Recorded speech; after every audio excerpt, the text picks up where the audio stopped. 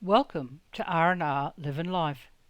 Rick and I picked this episode up as we leave Kununurra to make our way along the Victoria Highway for about 40 kilometres to the turn-off to Lake Argyle, and then a further 35 kilometres through exceptionally scenic plains, rugged and stunning scenery, and the Carbide Ranges. It was an exceptionally scenic drive through this area. The landscape south of Kununurra and west of Lake Argyle composed of sandstone, shale and quartzite, and was covered in a diverse range of plants, including eucalypt open forests and savanna woodlands, with unique fire-protected enclaves of monsoonal forests and vine thickets in gorges, while along some of the creek and permanent pools we passed vegetation that was lush and varied, including paper barks, pandanus, and river red gums. I was thrilled to see more kapok and dogwood trees in flower. The closer to Lake Argyle, we could see where the region had undergone intense folding and regional metamorphism that occurred from multiple tectonic events around 1835 to 1810 million years ago, which at the time created significant mountain building and faulting. Layers of sandstone were deposited during the Precambrian to Paleozoic times, later uplifted and eroded by rivers, forming gorges and plateaus. We crossed the spillway that acts as a safety valve for the lake, designed to handle overflow during the wet season. From the shoreline, you can often see blackneck storks, glossy ibis, as well as the magnificent wedge-tailed eagle and white-bellied sea eagle. During heavy rains, the spillway flows into Spillway Creek, then back into the Ord River. We rounded one corner and caught a glimpse of the lake, with stunning royal blue water contrasted against the surrounding ranges, especially when highlighted against the newly graded red soil along the road. We were camped at the Discovery Park at Lake Argyle. Imagine living in a place where crocodiles outnumber humans, where the sea is your front yard, albeit an inland sea, where flocks of birds could number in the tens of thousands. I was beginning to think there was something wrong with me, because we again did not see a lot of wildlife, or bird life for that matter. That afternoon we made our way to Vista Lookout, overlooking the intake tower and the dam wall. Lake Argyle, named after the property it partially submerged, was formed within a natural gorge of the Carbide Range, where they form the walls of the lake's western side. The lake has over 70 islands and a large area of the shoreline that is at a low elevation. There have been some changes to the lake since it was first constructed. The most significant of these was the rising of the spillway in 1996 by 6 metres. This was undertaken to increase the supply of water to accommodate hydroelectricity production. From Vista Lookout, we followed the road around to cross over the dam wall. Wow! What an expanse of water! The panoramic scene of deep blue water contrasting against the ancient red sandstone cliffs. Unlike the concrete and steel structure of the diversion dam with its hydraulic gates, the main ore dam at Lake Argyle, completed in 1971, is an earth-filled dam with an impervious clay core, standing approximately 98 metres high and 335 metres in length, creating Australia's largest man-made freshwater lake by volume. The reservoir is a major component of the Ord River irrigation scheme. The road across the dam wall leads down past the small but vital hydroelectric power station and ends at a well-maintained grassy picnic area at the bottom, with views of the base of the dam and the hydroelectric power station. The picnic area was set against the sheer cliff of the range on one side and the Ord River on the other. It was an amazing sight. Not far from the picnic area was where cruisers along the river depart and disembark, so stopped to check it out, as well as the outflow into the Ord and the dam wall. Lake Argyle is classified as an inland sea, and at its peak in the wet season can hold a staggering 10.7 billion cubic metres of water at full supply level, more than 18 times the size of Sydney Harbour, with a surface area of about 1,000 square kilometres. The lake flooded large parts of the Shire of Wyndham, East Kimberley on the Kimberley Plateau, and is located about 80 kilometres inland from the Joseph Bonaparte Gulf, and is filled primarily by the Ord River, while the Bow River and many other smaller creeks also flow into the dam. The damming of the Ord River has caused major changes to the environment, causing flows in the river to be severely reduced. Within Lake Argyle itself, a thriving new ecosystem has developed within the lake, with its surrounding mudflats and grasslands, and has become an important wetland for waterbirds.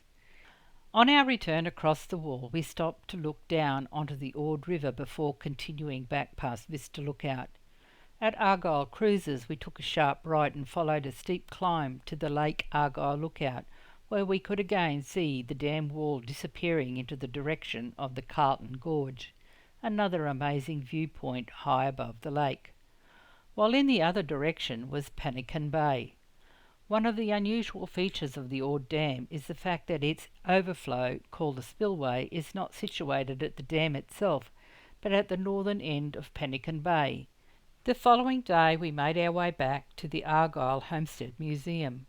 As Rick and I had worked in the cattle industry for many, many years, we had heard of the Durack's trek from Queensland to Western Australia, so we were very interested in checking out where they had settled.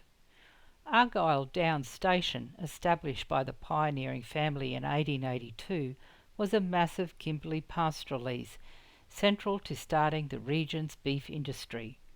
The Duracks, originally from Galway Island, were the first European settlers to take up extensive pastoral leases and to build a permanent home in the East Kimberley.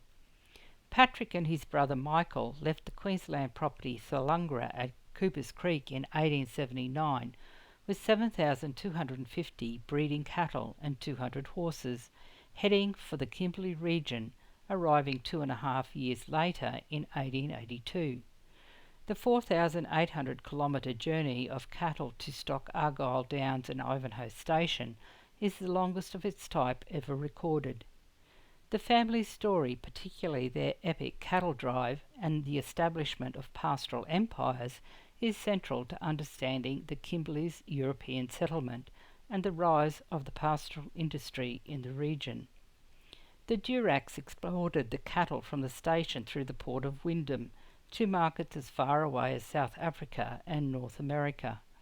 Today, the station occupies an area of 1,000 square kilometres and is a mix of black soil plains and red basalt country, with the Ord River and Lake Argyle situated on the western boundary. In 1971, the original homestead was dismantled from its original site and reconstructed stone by stone to its present site prior to the filling of Lake Argyle.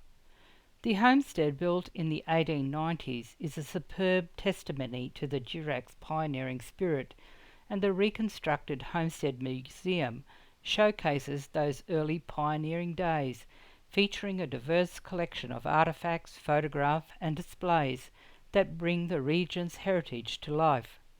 The homestead was one of the main social gathering places in the East Kimberley, built from limestone blocks and mortar made from crushed termite mounds. Rick and I paid our respects to the family members whose graves were set in the gardens at the museum. Once we had arrived back at Gidget, we strolled over to the infinity pool. Though a little tired looking, it was a great place to check out the view. From there we went and checked out the cafe. What a great way to end an enjoyable day with an ice cream. The following day was a travelling day. As we wove our way back between cliff faces and ranges, the early morning sun on the ranges was spectacular, as was the shaded western sides of the range. Two vastly different perspectives: deep gorges, cliff faces, hundreds of metres high, fissures in the rock walls, valleys thickly vegetated, fractures and crevices shaped and sculptured by millions of years of relentless weathering and erosion.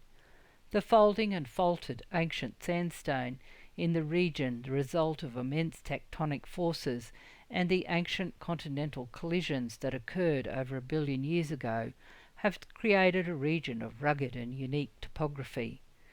The Kimberley region, with its present-day ranges, rivers and deep gorges with exposed rock layers that are many tens of metres thick, showcases the geological history that stretches back nearly 2 billion years and records a time before the ancient core of the Australian continent formed. What a wonderful experience it has been. But it was not finished yet, as we still had to traverse the Victoria River region again. We crossed the border back into the Northern Territory around mid-morning, continuing on through the Victoria River region. The region covers an area of around 27,300 square kilometres, most of which is made up of large cattle stations, known for their vast landscapes, cattle operations and unique histories, as well as small Aboriginal communities. We were crossing country from river floodplains, grasslands and ranges. The floodplains along the Wooloo and Victoria rivers in the Northern Territory support diverse vegetation communities, including eucalypt savanna woodlands, open grasslands dominated by grasses and sedges, paperbark melaleuca swamps, and mangrove communities in tidal areas. It was amazing country. I often did not know which way to look, as there was always something of interest to see. I try to take photos on both my phone as well as the Nikon, often with vastly different outcomes, even photos taken within a minute of each other. So I have tried to include a clear snapshot of what we have seen, hence the difference in quality of some photos. Spots on the windscreen also couldn't be avoided. It was the country we had come to see, such a vast and very different region to what we had seen on the east coast. Not only did I find the larger creeks and rivers we were crossing interesting, but also the number of small watercourses that crossed the long floodways on the highway, as some were deeper channels than others. It is often thought that the floodplains are a flat, fertile land beside the river that gets inundated during floods, but we sometimes forget about these smaller branches that make up the larger river system. We pass small wetlands still saturated with water, creating a unique ecosystem, vital for water purification, flood control and wildlife habitats, with periodic flooding necessary for their health. We were again travelling beside a rugged range with exposed cliff faces and huge square-shaped boulders. On one slope was a massive boulder that had broken away from higher up the range, one of the biggest we had seen. The baobab tree was dwarfed by its size. I had seen rock slides on some of the cliff faces, but wondered how often these large slabs of the cliff fell. As we rounded the corner of the ranges, we were again travelling across open floodplains, with the occasional low-lying area still with water. The amount of feed was staggering to see, not at all what I had expected. Approximately 115 kilometres northeast of Kununurra was the turn-off to Buller River Station Bains, in the northwest corner of the Northern Territory, near the West Australian border. With 75 kilometres still to the station homestead, this working cattle station covers an area of around 1,600 square kilometres. The property supports diverse landscapes, from the rich alluvial floodplains of the Victoria and Buller rivers to rocky sandstone gorges and dissected plateaus, sweeping eucalypt savanna woodlands and open grasslands. I could well imagine the station with its pristine landscapes carved with gorges and waterfalls that are defined by the Victoria and Buller rivers. Alas, we were just driving through it along the highway, and I can honestly say it was through one of the most breathtaking parts of the country we had travelled. Prior to 1906, attempts had been made to carve up the land where Buller River Station now stands and the surrounding land into farming permits that were to develop the land for agricultural purposes, by fencing, clearing and residing on the land, but it wasn't until 1960 when a pastoral lease officially came to be, covering 3,500 square kilometres for Buller River Valley Station, running 1,000 head of shorthorn cattle. Over the years there have been several owners before it was opened for tourism in 2001. At the time there were approximately 7,000 head of cattle running on Buller River Station. In 2018 cattle numbers were reduced to around 3,500 to assist with the rehabilitation of land, with some grazing areas returned to native bush to increase wildlife populations. Bulu is closed for the 2026 tourist season, with redevelopment at the homestead unfolding. Around West Bain's West Channel we crossed kilometres of floodplains, some between 10 and 20 kilometres long. The amount of pea bush and riparian grasses along the edge of the highway was immense. We passed paper bark, swamp forests and herblands dominated by species like melaleuca. Unfortunately, paragrass is beginning to invade the native wetlands, altering fire regimes, the water flow in the area increasing sedimentation and posing a significant risk to native ecosystems and the biodiversity of the region.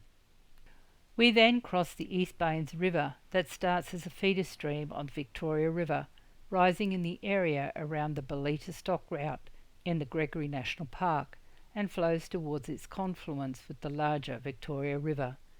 The Bains River area is considered to be plateau country on the Stuart Plateau, a bioregion consisting of gently undulating plains backed by sandy red and yellow mesas and plateaus. The vegetation is variable, with stands of bloodwood woodlands, savanna and scrublands, with a spinifex understory. We again passed Gregory's tree cane, giving details of Augustus Gregory's 1855-56 expedition. In 1855, the explorer sailed from Moreton Bay around the coast of Queensland and the Northern Territory and up the estuary of the Victoria River. We were again noticing a change in the country to more open savanna, with boab trees still a dominant species across the landscape. Even the rocky escarpments and gorges of the Gregory National Park, with its vast floodplains and the sandstone formations, were somehow mellow looking in the midday sun. Rick and I will leave you for this episode as we arrive in Timber Creek. Give us a thumbs up if you have enjoyed this episode. Join us next time as we make our way to a Victoria River roadhouse, back through Katherine and on to Darwin. Cheers for now. Live life to the full. Rick and Rosemary. R&R, living life.